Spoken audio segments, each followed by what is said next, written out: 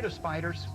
If so, and the spider you run across is a tarantula, well, your fear factor probably increases tenfold, because they are big and hairy. Of course, they're also venomous, and they have razor-sharp projectiles that they launch at their enemies, which is why I put on these goggles and plugged up my nose and ears. I don't want them flicking any little hairs into openings, which means I should probably keep my mouth closed, but as the host of the show, I think I have to keep talking. Now, why am I doing this? Why am I putting my head in a box being filled with tarantulas? Well, have you ever seen that TV show Fear Factor, where people confront their fears by doing outrageous things? They did this. Of course, the winner got a lot of money. There's no bonus in this for me.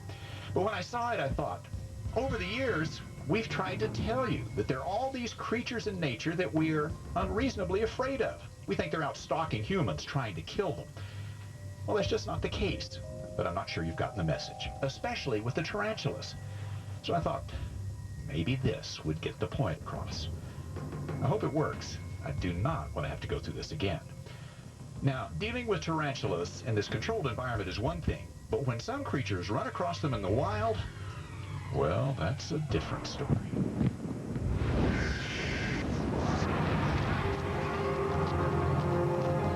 They're the big, hairy spiders of our nightmares.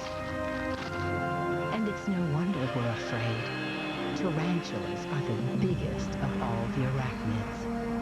You might overlook a little house spider, but you can't ignore a good-sized tarantula. It creeped me out when it was coming out of my pillow, as big as my hand. It was scary. All these hairy legs. It was just awful, and it was just too big, too hairy.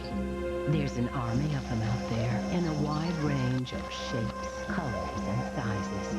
More than 800 known species, and scientists are finding new ones all the time. They'll just walk on you because they don't know me from a piece of wood. They're skilled hunters and tough survivors, able to thrive in almost every climate and terrain. The tarantula is truly the king of the spiders. Tarantulas live in some of the world's harshest environments, like the Sonoran Desert of North America. The Sonoran's residents maintain an uneasy balance.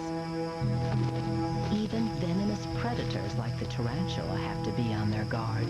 They, too, can become prey.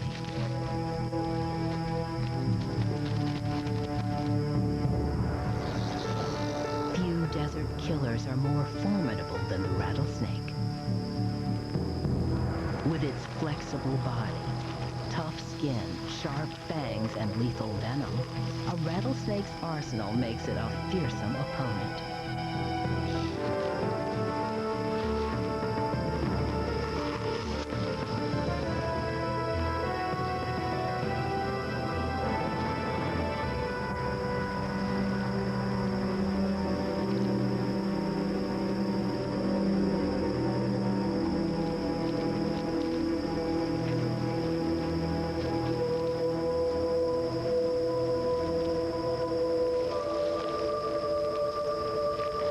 This time, the tarantula won, thanks to its most effective weapons, its fangs. As an electron microscope reveals, they're sharp as daggers and hollow. Like hypodermic needles, they have tiny holes near the tip to inject venom into prey. You might expect to find tarantulas in the desert or in the jungle. But imagine coming face to face with a tarantula in your own home. That's what happened to Carmen Rentschler. I was getting ready to go to bed, and I looked at the pillow, and I thought it was flat. Started fluffing it up. Out comes this tarantula as big as my hand, walking around on my bed. Yeah, that creeped me out. It was scary. I took it to the toilet. I was just kind of looking at it, and I could see his little face and his little eyes, and I could hear that screeching sound like he was begging me, please, don't do this to me. He went down the toilet, and I kind of wondered all night if he was going to crawl back up, so I put the toilet seat down.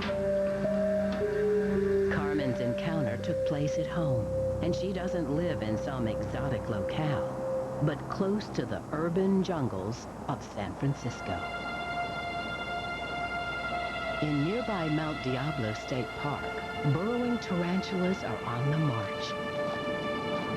Late summer is mating season, when thousands of males embark on an arachnid invasion. From August to November, 10,000 tarantulas make their way across the ridges and down the slopes of Mount Diablo on a relentless search for females.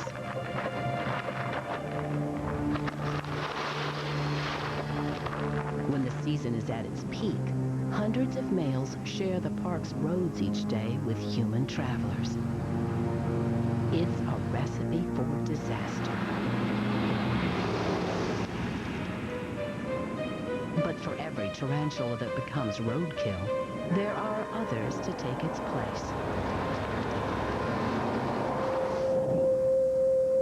If he's lucky, he might make it across the road and down the mountain.